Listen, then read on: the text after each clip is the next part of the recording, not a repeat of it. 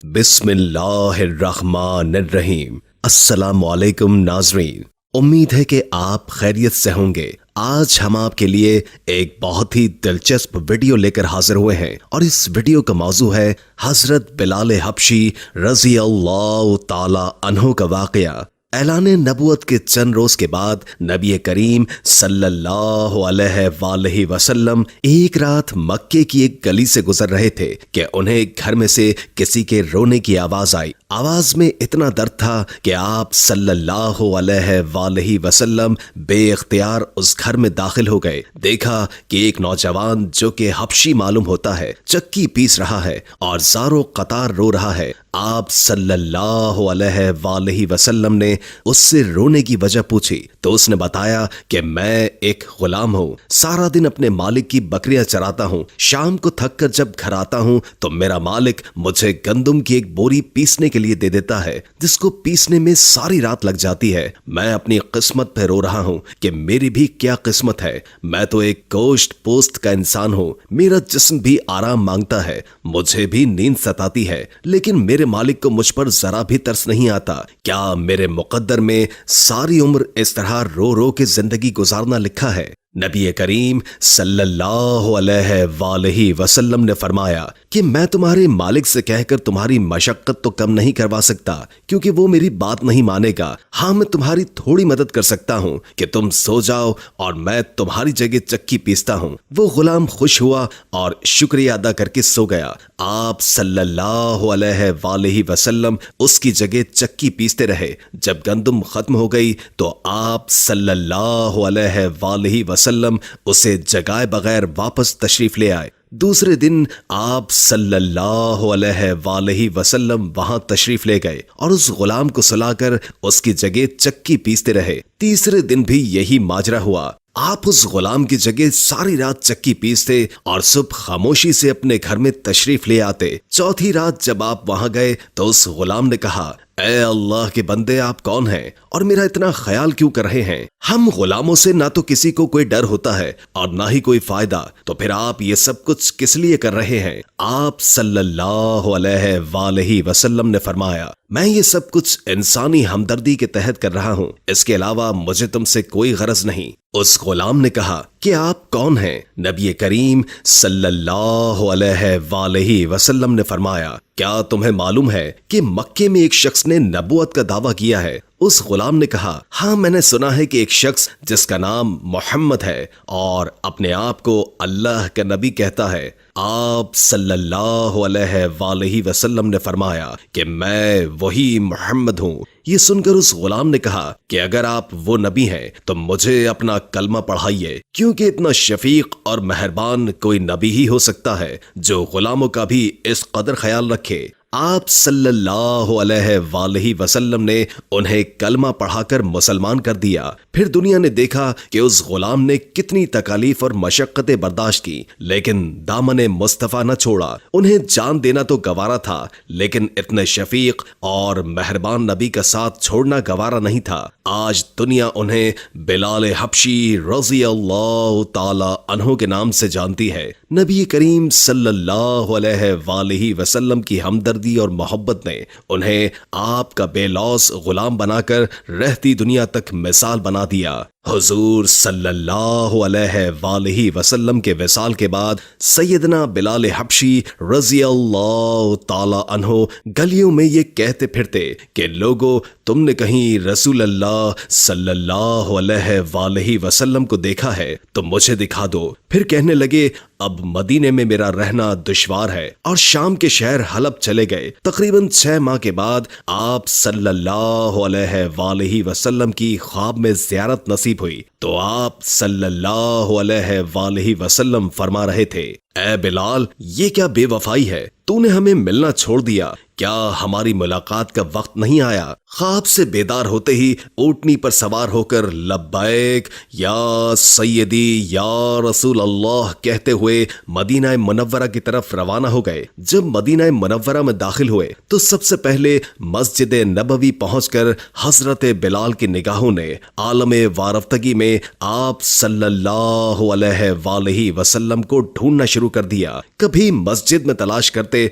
और कभी हुजरों में। जब कहीं न पाया तो आपकी कब्र अनवर पर सर रखकर रोना शुरू कर दिया और अर्ज किया, या रसूल अल्लाह, आपने फरमाया था कि आकर मिल जाओ। गुलाम हलब से बहरे मुलाकात हाजिर हुआ हूँ, ये कहा और बेहोश होकर मज़ारे पुर अनवार के पास गिर पड़े। काफी देर के बाद होश आया। इतने में सारे मदीने में ये खबर फैल गई कि मौज़िन रसूल हजरत बिलाल रज़ी अल्लाह ताला अन्हु आ गए हैं। मदीना तैयबा के बूढ़े जवान मर्द औरतें और बच्चे इकट्ठे होकर अर्ज करने लगे कि बिलाल, एक दफा वो आजान सुना दो जो महबूब खुदा सल्लल्लाहु अलैहि वसल्लम के जमाने में सुनाते थे। आप रज़ी अल्लाह ताला अन्हु ने फरमाया, मैं माजरत खा हूँ क्योंकि जब मैं आजान पढ़ता हूँ तो अशहदु अन्ना मुहम्मद रसूलुल्लाह कहते वक्त आप सल्लल्लाहु अलैहि वसल्लम की ज़ियारत से मुशर्रफ होता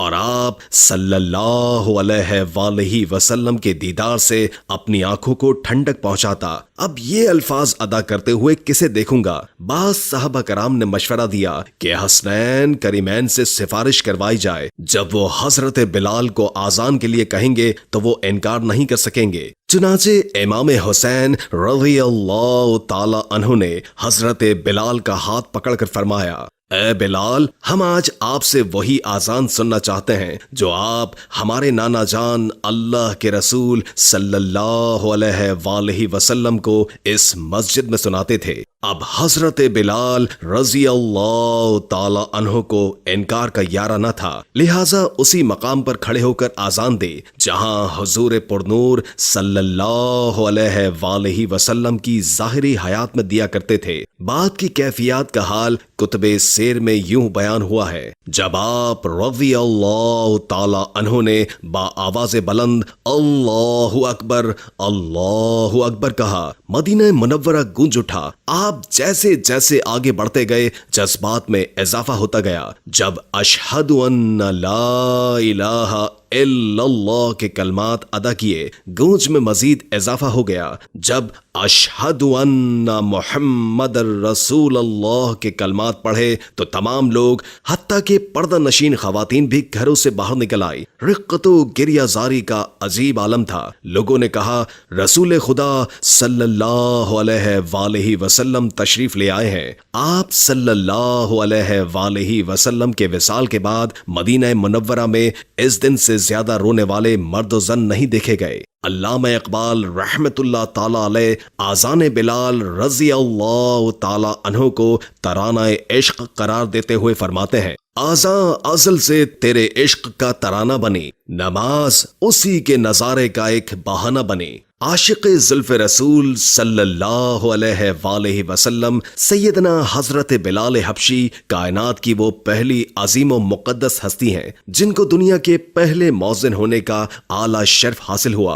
अल्लाह के रसूल ने खुद इरशाद फरमाया कि बिलाल किस कदर अच्छा आदमी है, वो तमाम मौज़िनों का सरदार है। आपके वालिद रिबाह और वालिदा हम्मामा अरब के एक कबीले के गुलाम थे। ये सरजमीन अरब का वो तारीख दौर था जब इंसान अखलाकी पस्तियों की गहराइयों में गिरा हुआ था और उस पर गुमराही मसल्लत थी, और उस दौरे जहालत में सबसे मजलूम तबका गुलामों का था, जिसे बुनियादी इंसानी हुकूक तो मिलना बहुत दूर की बात, सुकून से अपनी जिंदगी गुजारने का भी हक नहीं था। सैयदना हजरत बिलाल उमैया बिन खल्फ के गुलाम थे। वो अपने आका की बकरियां चराने पहाड़ों पर जाया करते थे, और एक दिन आपका गुजर गारे हिरा की तरफ से हुआ, जहां रसूल करीम सल्लल्लाहु अलैहि वसल्लम अपने यारे गार सैयदना हजरत अबू बकर सिद्दीक के साथ तशरीफ फरमा थे। अल्लाह के रसूल गैबदान ने उस हबशी नौजवान को देखा तो अपने पास बुलाकर फरमाया, मैं अल्लाह के रसूल हूँ, तुम्हारी इस्लाम के मुतालिक क्या राय है? सैयदना हजरत बिलाल हबशी तो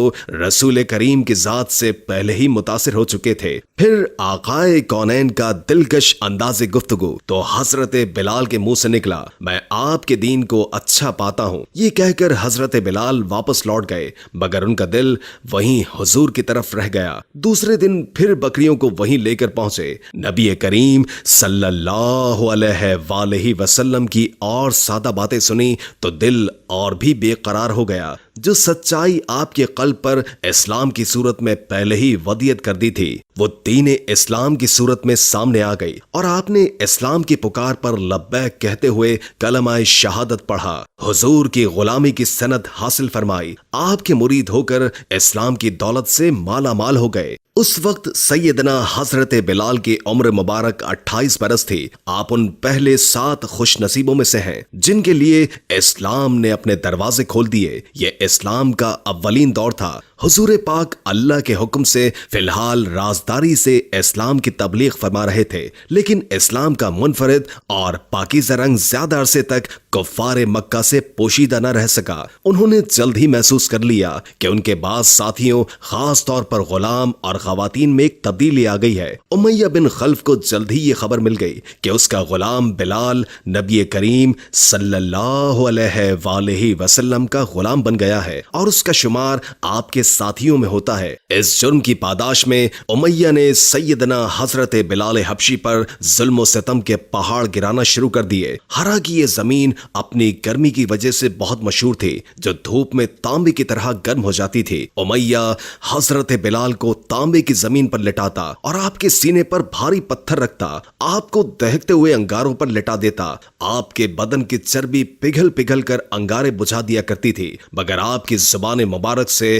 آہت کے سوا کچھ نہ نکلتا تھا۔ امیہ آپ کو کہتا، اب بھی تو محمد کے خدا سے باز آ جا، لیکن اسلام اور سرکار کی محبت ان کے سینے سے دنیا کی کوئی بھی سخت سے سخت سزا ختم نہیں کر سکتی تھی۔ آپ کے سینے میں عشق رسول کی حقیقی شمع روشن تھی۔ آپ عاشق حبیب خدا تھے، دنیا کی ان ماروں سے کہاں دیار کو چھوڑتے۔ حضرت عمرو بن عاص فرماتے ہیں کہ میں نے حضرت بلال کو اس حالت میں دیکھا کہ امیہ نے ان کو ایسی تپتی ہوئی زمین پر لٹا رکھا تھا جس پر اگر گوشت بھی رکھ دیا جاتا تو وہ بھی جل جاتا، لیکن اس حالت میں بھی حضرت بلال اللہ کے سوا کسی بھی دوسرے معبود کا انکار کرتے رہے۔ امیہ نے طیش میں آ کر ان کے گلے میں رسی ڈال دی اور انہیں مکے کے شریر لڑکوں کے حوالے کر دیا۔ وہ بدبخت لڑکے آپ کو مکے کی وادی میں گھسیٹتے پھرتے تھے اور تپتی ہوئی انگارہ ریت پر اوندھے منہ ڈال دیتے تھے اور آپ پر پتھروں کا ڈھیر لگا دیتے تھے،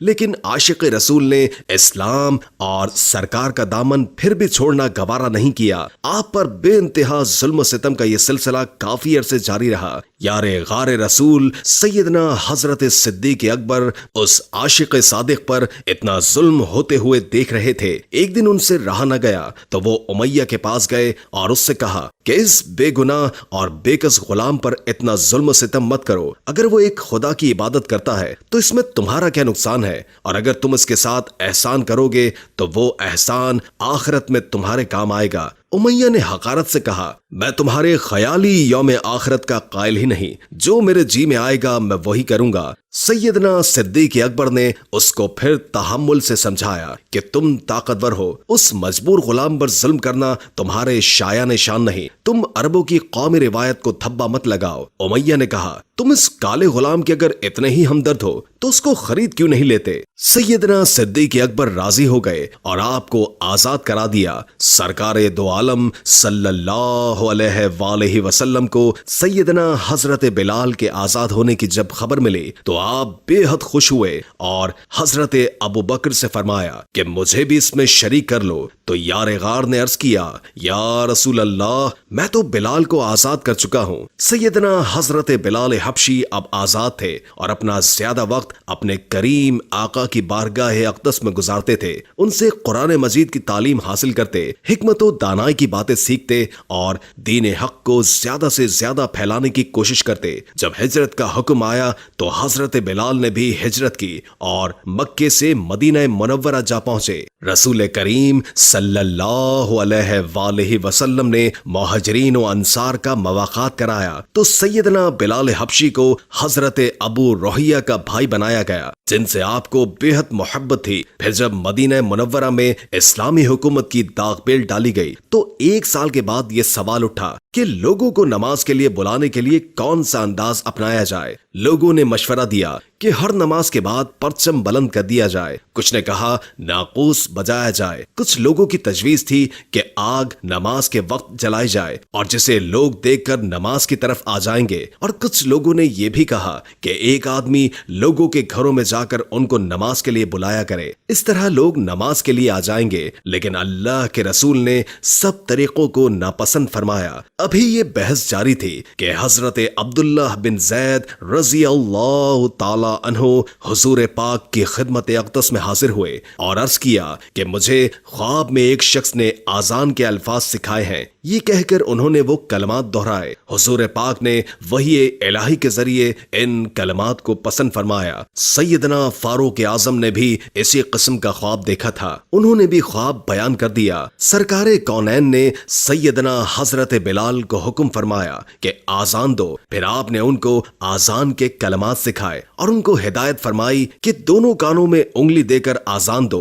ताकि तुम्हारी आवाज बुलंद हो और दूर तक पहुंचे। चुनाचे मदीने की फजाओं में नगमा तौहीद बुलंद हुआ और सैयदना हजरत बिलाल हबशी को दुनिया इस्लाम के पहले मौज़िन रसूल होने का अजीम एजाज मिला। जब मस्जिद नबवी की तामीर हुई तो एक सिरे पर एक चबूतरा बनाकर उस पर छत डाल दी गई। उस जगह रसूल पुरनूर के अलावा वो सहाबी रहने लगे जो हम वक्त हुजूर पाक की खिदमत अक़दस में रहते थे और इल्म हासिल करते। उन मुक़द्दस असहाब को असहाबे सफ़ा कहा जाता है। अरबी में सफ़ा चबूतरे को कहते हैं और सैयदना हजरत बिलाल हबशी भी असहाबे सफ़ा में से थे। सरकारे दो आलम के विसाल मुबारक के बाद आप शाम की जंगों में शिरकत के लिए चले गए। बैतुल मुक़द्दस की फतह में भी आप शरीक थे। 16 हिजरी में जब हजरत उमर शाम गए तो हजरत बिलाल ने जाबिया में उनका इस्तकबाल किया। क़िबला अव्वल पर तौहीद का परचम लहराने की खुशी में आपने वहां आजान दी। बाद में आप मदीना मुनव्वरा रवाना हो गए तो लोगों के इसरार पर शहजादगान रसूल के हुक्म पर